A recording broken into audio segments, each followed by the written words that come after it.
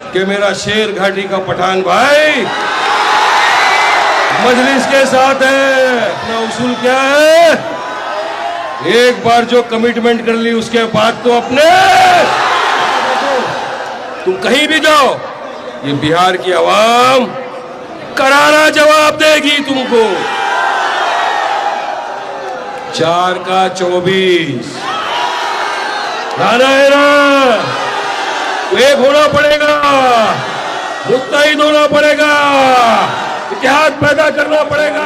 वाकई में देखो देखो कौन आया। 4 तारीख के दिन पूरी शेर घाटी के आसमान पे एक ही चीज दिखना चाहिए, पतंग पतंग पतंग पतंग।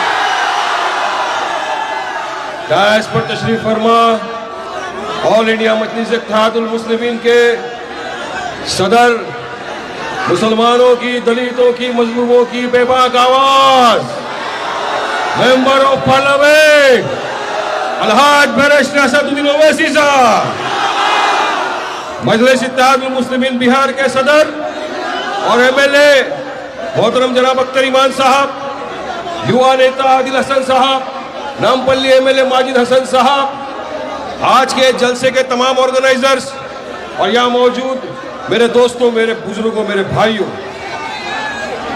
आज का ये जलसा एक ऐतिहासिक जलसा है। ये आपके ने जो यहाँ पर इतनी हजारों की तादाद में आकर इतनी बड़ी धूप में खड़े रहकर घंटों इंतजार किया मजलिस के सदर का, ये इस बात का सबूत है कि मेरा शेर घाटी का पठान भाई मजलिस के साथ है। मुझे पता है ज्यादा करके मेरे पठान लोग यहाँ है, और अपना उसूल क्या है? एक बार जो कमिटमेंट कर ली उसके बाद तो अपने ये कमिटमेंट है।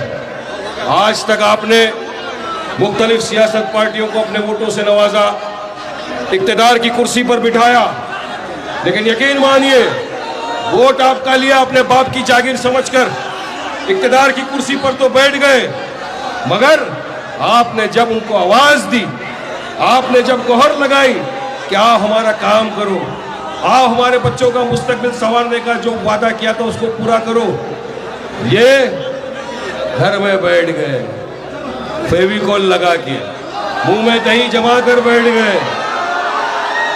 आपके और हमारे हक की लड़ाई बेबाकी से किसी ने लड़ी तो कोई और नहीं, आपके मेरे कायद बैरिस्टर असदुद्दीन ओवैसी साहब ने लड़ी। आज शेर घाटी की सरजमीन पे ये जो लोग आए हैं, ये चाहते हैं कि अब यहां भी बदलाव आए, अब शेर घाटी में भी मजलिस का परचम लहरा है, अब शेर घाटी के बच्चों को भी अच्छा स्कूल मिले, अच्छा कॉलेज मिले, अस्पताल मिले, इंजीनियरिंग कॉलेज मिले, मेडिकल कॉलेज मिले, यहाँ पर भी बच्चों को, बुजुर्गों को, महिलाओं को अच्छे रास्तों का अधिकार है वो मिले।